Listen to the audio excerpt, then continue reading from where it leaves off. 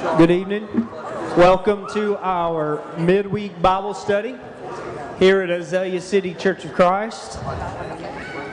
Thank you all for being in attendance tonight. Also, if you're with us online, thank you for taking time to be with us through our Bible study and our devotional period. I want to ask that you continue to remember Sister Betsy Hancock. She did have eye surgery that went well. She's here tonight and said she was doing really well, so happy to hear that. But she also has another one scheduled for next Thursday, June the 28th. Is that right? Monday, not June the 28th. But that is definitely June the 28th. And I'll be at Bible camp. I forgot. Sorry. Why did I think it? All right, whatever. Okay, Monday. Please pray for Sister Betsy as she goes through that other procedure and hope it works as well as the first one. Also, Sister Margaret Eichner has tests this week, or had tests this week. Those went well, but she is awaiting results, so please keep Sister Margaret Eichner in your prayers. Terry and I got word through Hank Oakes. Many of you know Hank Oakes from Port City, but also Mobile Christian, that Mike Shavers, who is a member at Regency, has done a lot for security at football games at Mobile Christian, and done security for Regency for, I don't know, for a long time, since we were going there and I was a teenager. And probably even before that. He has two sons that graduated, one before me and one right after me from Mobile Christian. He found out today that he has an inoperable brain tumor. So please keep Mike Shavers and that entire family. Again, I don't know how. I know he has grandchildren. I don't know how many, but he has two sons as well and his wife. So please keep that entire family in your prayers. We don't know the extent of all of that, but just found that news out today. So please keep the Shavers family in your prayers. Tweens, I put a message out on Facebook today. We have to tweak our tween activity a little bit, which actually be better for all parents involved anyways, I'm sure. We're going to go to Sunshine Skate Center from 2 to 4 p.m. tomorrow. So if you plan to send your tween to Sunshine Skate Center off Hillcrest with me, riding the bus, please let me know. So I just know how many is going to go. But 2 to 4 p.m. tomorrow costs us $5. We had to push back the laser tag and ropes from Eastern Shore because they are going through their yearly inspection, and they were not going to be open until Friday of this week. So anyways, Sunshine Skate Center, 2 to 4 p.m. tomorrow. Teenagers, we were planning to go to the Nexus Theater this coming Friday. We're going to push that to next Friday. So we're going to try to go next Friday evening to the Nexus Theater. I'll get with you on the cost of that and what we're going to watch. That'll be dinner and a movie. Please keep in prayer Gulf Coast Bible Camp Junior Week starting this coming Sunday. So myself and a vast majority of people from Azalea City will be out there from Sunday afternoon all the way through Thursday morning. So please keep that in your prayers. For the adults, certainly, watching all those 1st through 5th graders this week, but also the 1st through 5th graders, that we can set a really good foundation, that they'll love camp, that they'll enjoy it so much they want to come back till they graduate high school. It's always an awesome week. Terry and George directed this week for so many years, and it's just so much fun to watch the kids that I got to watch high school and middle school week last week make decisions to follow Jesus Christ because of the foundation that was set at Junior Week. It's really cool to watch these kids grow up through this camp, and certainly as we had Mr. Lamar's memorial service Monday, what a great donation that he made and impact that he's made on so many people through that camp. So please keep Gulf Coast Bible Camp in your prayers throughout the rest of the summer, but certainly this coming up week. I believe that's all the announcements that I have. Tonight our song leader is going to be Joseph McDonald, and Brother Kent Wilkerson is going to lead us in our closing prayer.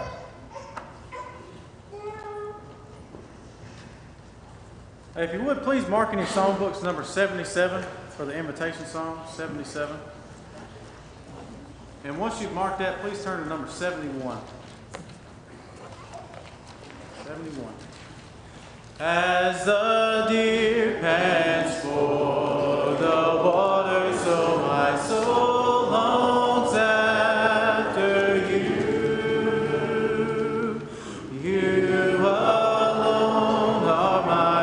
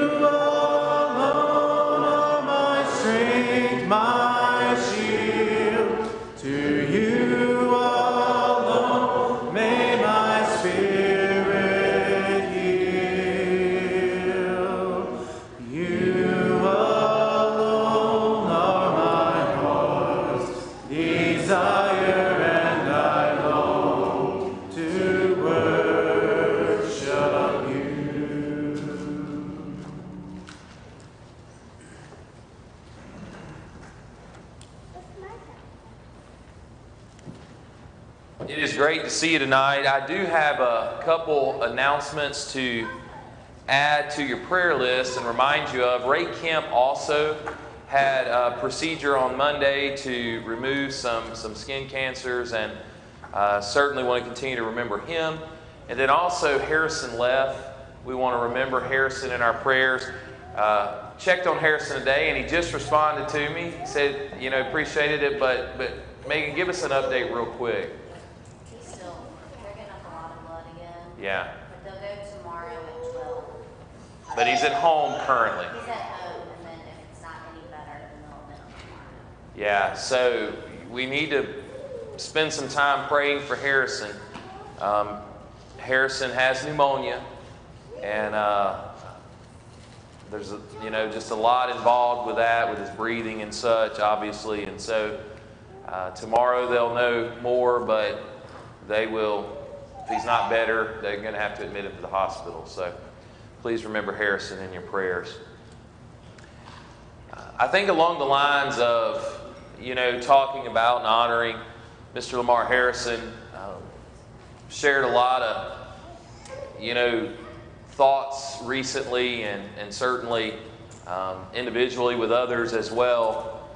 But it's gotten on my heart, and this was something that we had talked about, several of us looking at throughout this year, but it's about leaving an impact, about making an impact, elevating our influence, our impact on others. And so with that in mind, that's the direction I want to head to with you guys Sunday, talking about what kind of impact are we making? What kind of legacy are we leaving? And so tonight, for invitation purposes, I just have one verse to share with you. And it's a verse I want to kind of set the tone with and remind ourselves of why we are here. Now, Timothy is being written this by Paul. It's 1 Timothy 4:12. And so Paul's writing to Timothy, who is a young person in general himself, but he's also writing it to others who have some youth. But I don't want us to focus on that first part of it. I want us to focus on the rest of it. 1 Timothy chapter 4, verse 12, let no one despise your youth, but be an example to the believers in word and conduct, in love, in spirit, in faith, in purity. And so as we focus really on what Paul said to Timothy there, he's saying make an impact.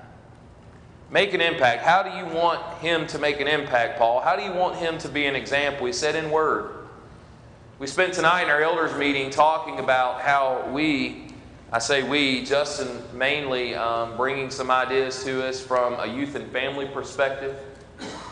As an eldership, as a congregation, we talk all the time about being involved in the Word. And so maybe bringing some things towards us to be more involved. But as a father, as a husband, fill in what you are, as we talked about in the family, we've got to set that example. I want my children to know that Daddy was in the Word. My father loved the Word of God. And I just think it's an honest question. Am I making an impact on others by me being in the Word? Make it personal for you. Second thing he said is in conduct. How are we acting? How are we reacting? What's coming out of our mouth? Are we making an impact in the community, in our surrounding areas? When we get upset at something, are we reacting the way we need to? Are we making that positive impact? He's telling Timothy to do it. And listen, we understand when the heat is turned up, sometimes the temperature in our collars are, right? That temperature, that attitude, that anger is turned up. But we got to remember, first and foremost, we belong to Jesus Christ. Are we making an impact there? He says in love, and I think that one's self-explanatory. Everything we've got to do has got to be surrounded by love. It's got to be filled with love. Are we leaving an impact? When we leave the company of others, do they know we love them? Do we care for them? Are we loving the Lord our God with all our heart, mind, soul, and strength? Are we loving our neighbor as ourselves? He says in spirit. I think that honestly, one thing we have probably not done a good enough job of over the years is talking about the importance of the Spirit, talking about the importance of the indwelling of the Spirit.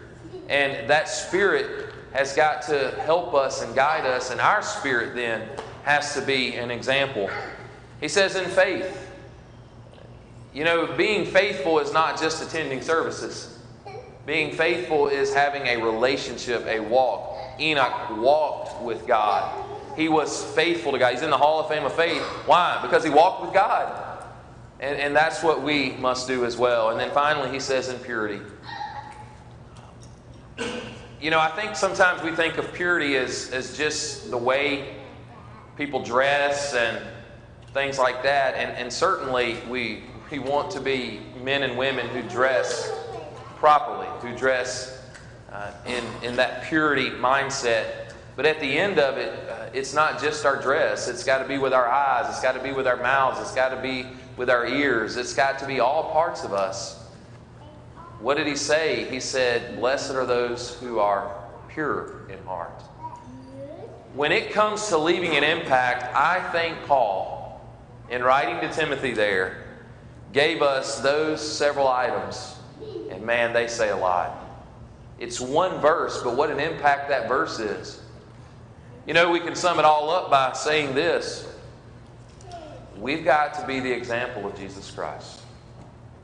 If I walk and I talk and I live, every day of my life I pray, and I need it every day, okay? Sometimes every hour of my life I need to do this. But I pray every day, help me to be Spirit-led and help me to be more like Jesus. If I can be Spirit-led and more like Jesus, then I don't have to worry about the impact I'm leaving. Others will take notice. As we said recently, Jesus Christ increased in wisdom, stature, favor with God, and favor with man. That's the whole man, right? We can't do much if we're grown about our stature. Maybe we can take some off of our stature. But we can't grow taller, those kinds of things. We can do a lot about our wisdom. We can do a lot about our favor with God. And then according to Matthew chapter 5, once I have favor with God and I let my light shine, others will take notice. Tonight, I just want to challenge you to think about the legacy you're leaving, the impact you're making. We have an influence. We have a witness, so to speak, all around us. There are people watching, and we're all leaders. We're either leading them to heaven or we're leading them to hell. But we're all leading.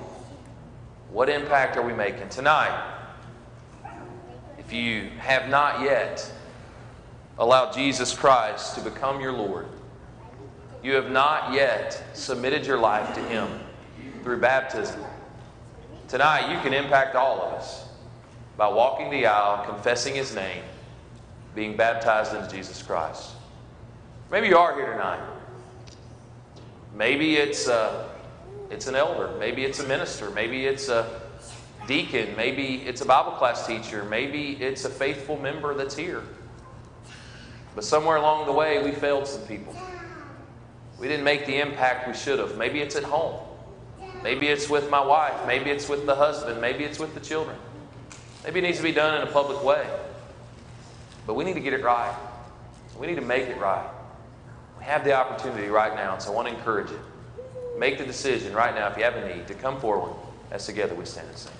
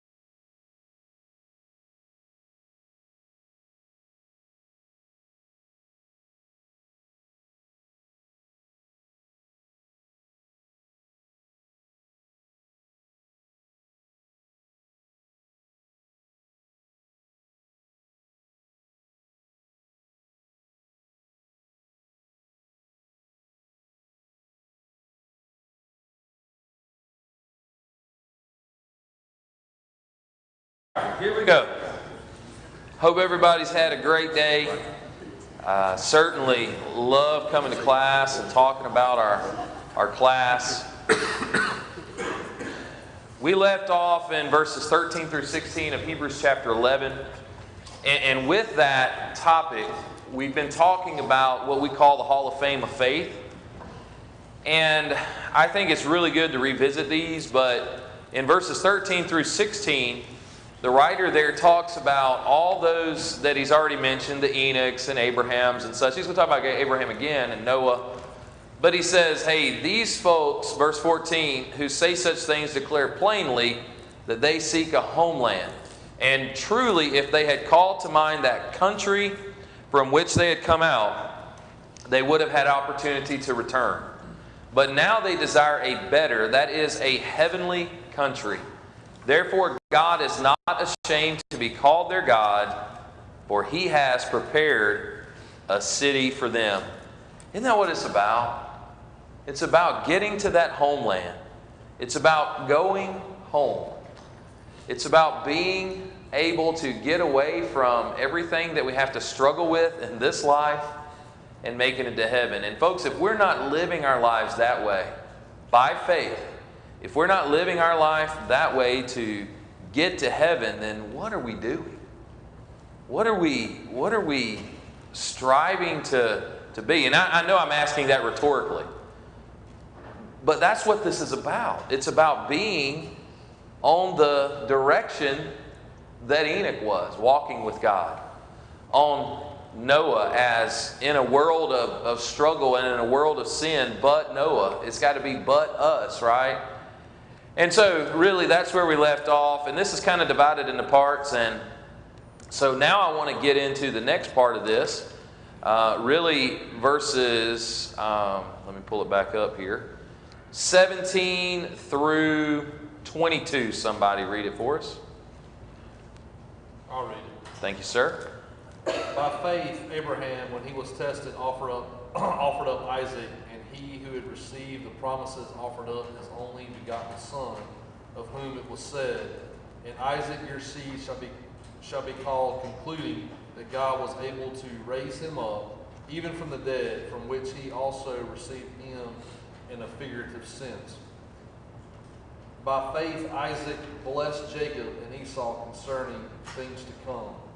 By faith, Jacob, when he was dying, blessed each of the sons of Joseph and worshiped leaning on top of his staff. By faith, Joseph, when he was dying, made mention of the departure of the children of Israel and gave instructions concerning his bones.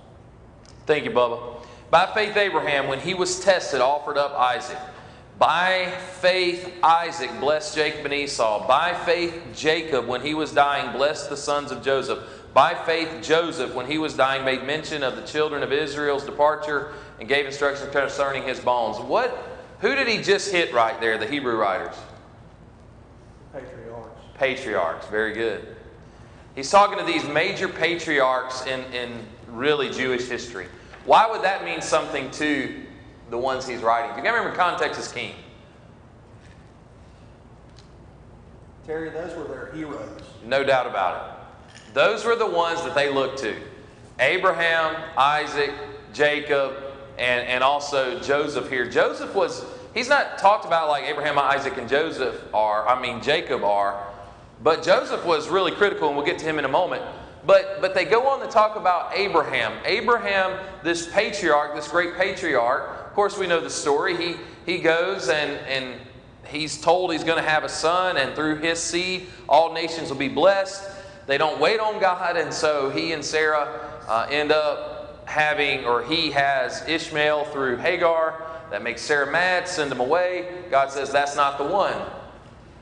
In their old age, they ultimately conceive and have Isaac.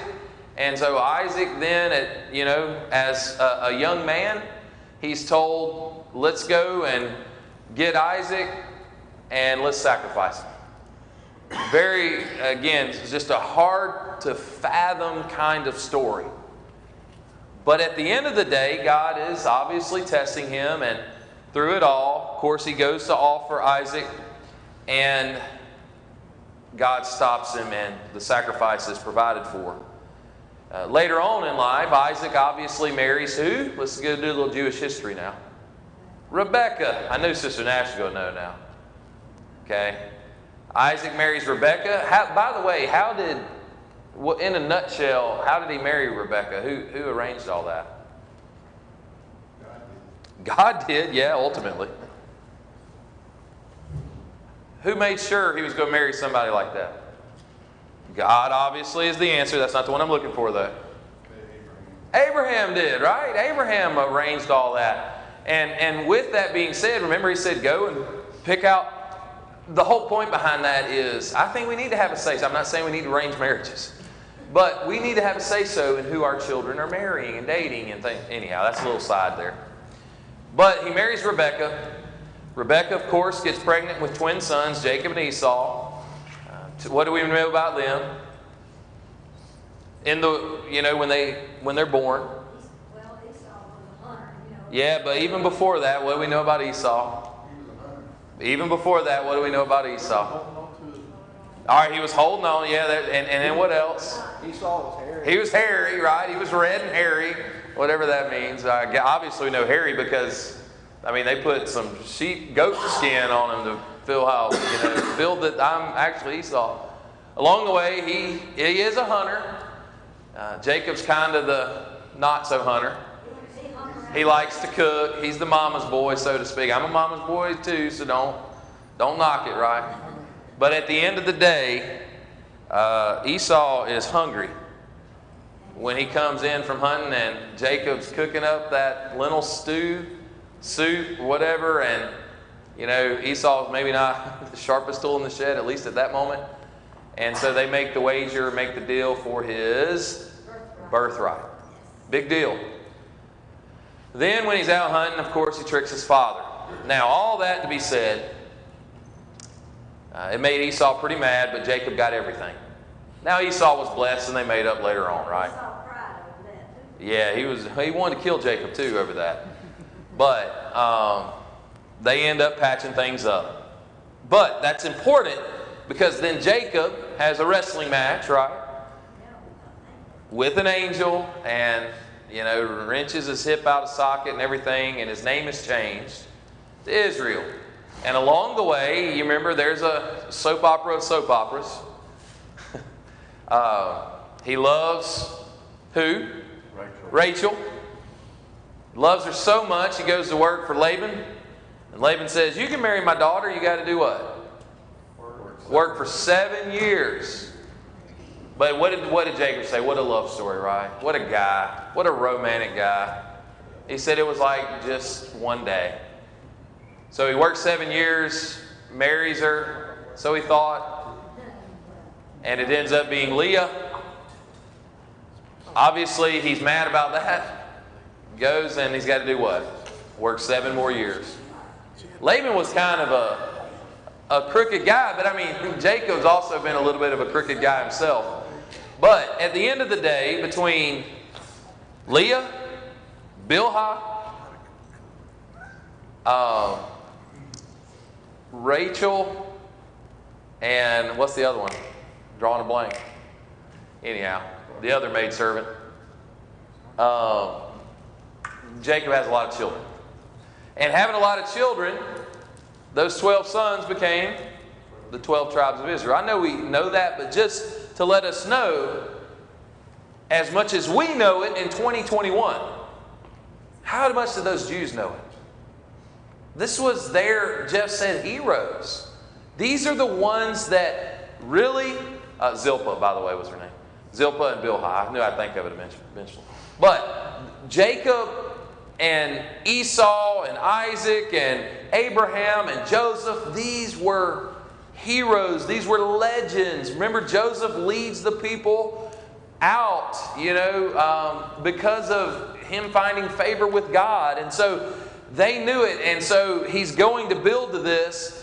But remember these names. And so then we get into the next part of the text, and it's going to be Moses. Somebody read for us 23 through 29, please.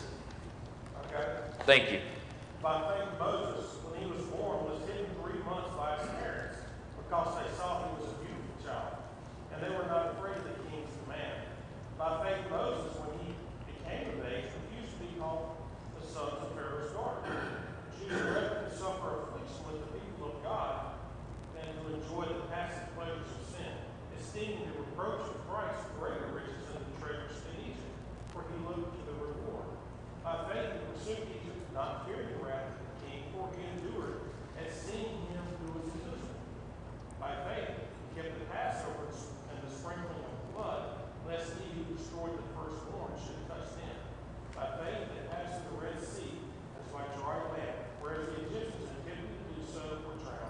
Again, here's this other infamous story, famous story now of Moses, another legend in Jewish history.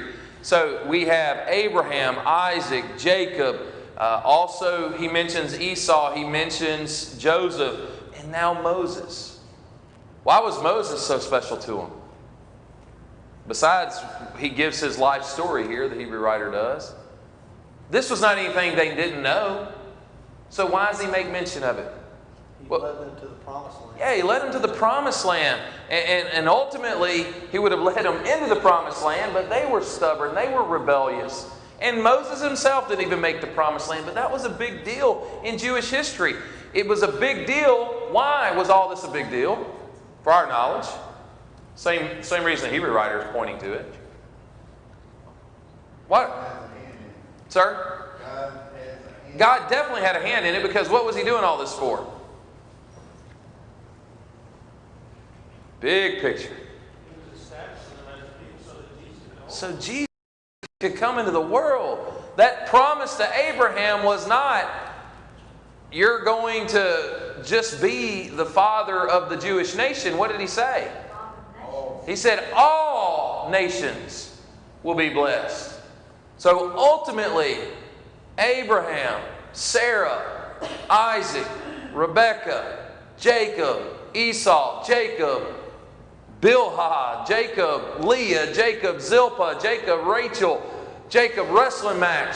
12 sons. There's no tribe of Joseph, but because of Joseph's sons, there was Ephraim and Manasseh. Remember, half tribe of Ephraim, half tribe of Manasseh. 12 sons of Jacob become the 12 tribes of Israel. And through that, though, in order for it to happen, I've got to get my people established. And so with that, Moses, I need you to deliver my people. Okay, I'll deliver your people. Here's how it's going to happen, right? He hasn't agreed to it yet, but according to history, he was going to be raised in Pharaoh's court. That happened. God had Pharaoh's daughter and Moses come and meet at the same. That was not accident that they met at the same time. Rescued him out of the Nile. Drawn out's what his name means. God's plan was, hey, I'm going to raise him up, Pharaoh's court. Pharaoh's son takes over, also Moses' brother. Look him in the face and say, man, these people don't need to be here anymore. Let's let them go. That would have been easy, right? But man messes things up all the time. So what does Moses do? We know the story. He walks out. He knows his people. One day he sees an Egyptian beating a Hebrew. What did Moses do? He beat him to death. Killed him. Tried to carry it up. Wind blows. Reveals that we can't hide anything from God. They're like, hey, you're the one. So he flees to Midian. While he's in Midian, he meets Jethro. Jethro just happens to be a man that's got a lot of sheep. Moses becomes a shepherd. He leads those sheep to the mountain of God. And at the mountain of God, it's no accident, he encounters the burning bush. Let's go get you. You got him. Got you, Carson, didn't it? Is it? I hope it's a cricket. It's a cricket. I thought it was. About the time I pointed to him, Carson's like, what are you doing? He hopped right on Carson somewhere. Nonetheless, Moses ultimately gets them out of there. You know how the story goes. But these people are heroes. We know the history. They knew the history. But it was all to bring Jesus into this world the more excellent way. So let me read now with you, verse 30. By faith, the walls of Jericho fell down after they were encircled for 7 days. By faith, the harlot, Rahab, did not perish with those who did not believe when she had received the spies with peace. And what more shall I say? For the time would fail me to tell of Gideon and Barak and Samson and Jephthah. Who are they? Who were they? At least the Outdoor Bible knows who they were, don't they?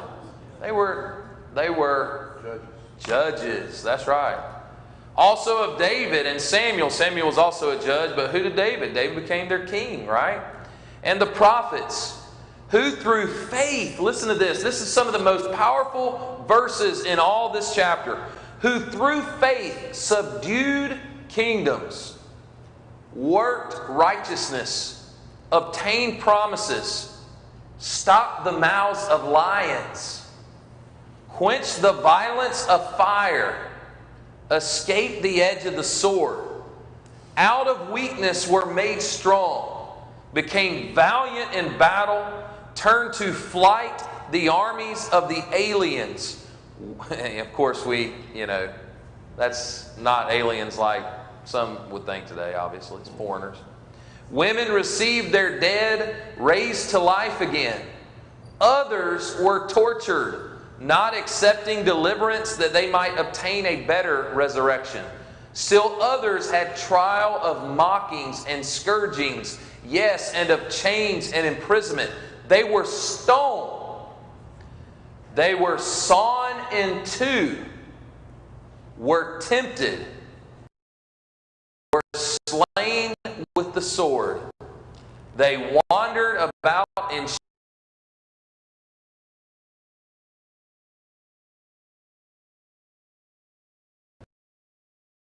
not worthy. Ends and caves of the earth. Now let's pause for a moment. We call this the Hall of Fame of Faith because of those things. By faith, Abraham. By faith, Enoch. By faith, Noah. By faith, Abraham, Sarah. All the ones we've talked about today and last week. Not to mention them, but Gideon and Barak, Rahab, Joshua, the walls of Jericho. All the others he goes on to talk about. Those that were stoned, those that were sawn in two. Could you imagine? I don't know which one I'd choose. It'd be terrible, right? Those that were slain with the sword. Those that were poor, afflicted, tormented, etc. Those are heroes. But listen to this. It's the Hall of Fame of Faith, but I think if we just do that, we miss the whole point of the chapter. And all these, having obtained a good testimony through faith, right? I mean, can we sit here and brag on them all day long? You better believe we can. But what did he say? They did not receive the promise. God having provided something better for us, that they should not be made perfect apart from us. Now, how did he conclude this chapter? What's he saying? It's very important. If we don't do right, it won't matter. If we don't do right, it won't matter. It doesn't have anything to do with them. If we don't do right, it won't matter for us, obviously. I mean, they all lived before Jesus. Yeah, that's where it comes from. They lived before Jesus. What's the whole point of this? He's telling them, you've got to quit slipping back into spiritual immaturity, into the law. He said, you've got Abraham, you've got Enoch, you've got Noah, you've got Jacob, Esau, all these, Joseph, Moses, Rahab, Joshua, all these we talked about. You've got all these that you revere. David. But they didn't receive the promise. He said, now here we are. Because God wanted to make sure that they didn't receive it apart from us. Because the promise came through Jesus Christ. Verse 47. It does. God has provided something better for us. He's telling them for us. That's right. So that they would not be made perfect without us. That's right. Because Jesus, as great as they were, without Jesus, they can't be perfect. Without us. Without Jesus. Exactly. And without Jesus, we can't be perfect. You know, talking about Jeff, you gotta be careful. Sister Nash will pull one out of left field on me. She said, I know you, all that, man. Me and Danny and I are going. She said, talking about Jephthah. Better be careful what kind of oath you make. Just like when his daughter came out of that house. No doubt about it. There's been a lot of oaths like that, hadn't it? Yeah. Several, a couple. You remember Saul made one about Jonathan, too. And anyhow, you're right though. Our words gotta matter. But I think this is a beautifully written book in explaining, once we get into it. See, and a lot of times we only remember Hebrews 11 as the Hall of Fame of Faith. But he says all those names, all those great things, sawn in two, stoned, all that stuff, he said, and until you know Jesus Christ. That's right. Any questions before we go? We only have about 5 minutes, but I do want to, there's no chapter, don't pretend there's a chapter break, okay? Any questions, comments? I got a question, but Yes, sir. it's a stupid question. No, man, come on. But, God put it in there, so I'm just curious. Sure. In verse 21, it says, by faith, Jacob, when he was dying, blessed each son Joseph and worshiped, leaning on the top of his sack. Why would they put that in? It could have just been period. I don't know. It's just some Hebrew writer, I guess, thought was, yeah. And that's what it's talking about in his old years. But I agree with you. Why are some of the details so detailed like that? I don't know. I mean, is that the staff that they saved? Is that why they mentioned it? No, that it was Aaron's staff that was, yeah. Yeah. That's why they mentioned it. I think it's to Sister Nash's point, just to say it was in his old age, He made that decision when he could hardly see, and obviously he was tricked by his son and those kinds of things. I don't know. I agree with you. There's a lot of things in there. It's like, yeah, I mean. But they did on those staffs with just about everything. Sure. Good walking stick. Walking stick, I was just curious. ward off lions and bears. Yes, Carson. Could you add verse 40 where it's like, without us, should not be made perfect? Yeah. Does that mean that it's kind of our duty as Christians in the New Testament, in the New Age, to further the kingdom, or else all the suffering of the... Yeah, I definitely think it ties into that, Carson, because he's trying to tell them. See, what they were doing, I say they, the Hebrews. These Hebrews, they were from the law, okay? They were Jews. So they had grown up with the Torah and everything, grown up having it around their necks and everything. They would literally carry it in a little container around their necks and such. And so it was very important to them. But they had become Christians. They had been baptized into Jesus Christ. But now they're slipping back. And they're going back into the law. They're going back and deny. Then you almost have to say, well, I deny Christ. And so the Hebrew writer says, And so he writes all these things. And really it's chapters 9 and 10, 11, 12. They hit this climax that he just really does a great job explaining to them. And so he uses all this to say, listen, we need you. We need you to understand Jesus Christ. We need you to live your life for Jesus Christ, because they needed Christianity not to die. And so this was a huge portion, a huge part of that. Johnny? That's why he said apart from us. And I think also these guys were all in there because all of them took God's promise literally. They did. And they lived their life. They did. Never received it. And many times we think we receive the promises to be easy, but it's not. No. It's a hard time. Yeah, it's an excellent point. They had a very hard time. But they lived their And the life promise was afar off. Way off from Noah. Way off from Abel. I mean, think about Abel again. I don't know how many children God had at that time. I'm under the impression that they could have been the first ones, but they could also have been 700 years old at this time, for all I know, 500. Who knows how old? Again, we don't know. We sometimes just think, well, they were just the first two children, but obviously when Cain goes off, there's a whole generation of people. But that's maybe a rabbit hole for another day. But the point of it is this: Abel's a long time from Jesus Christ. And so he still lived his life, though, by faith. And so that faith is critical. But it's not just that belief, it's that action. And so with that being said, as strong as it is, we got to remember that it all has to point to Jesus Christ. And that's really the way. So with that being said, and we'll close out with just reading this evening. Therefore, again, there's no chapter break there really. It's just a letter, right?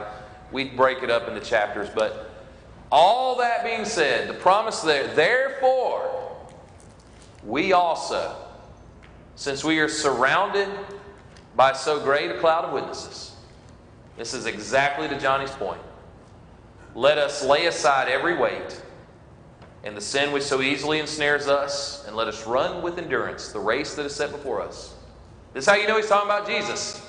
Looking unto Jesus, the author and finisher of our faith, who is also our what? Promise. Who for the joy that was set before him endured the cross, despising the shame, and is set down at the right hand of the throne of God.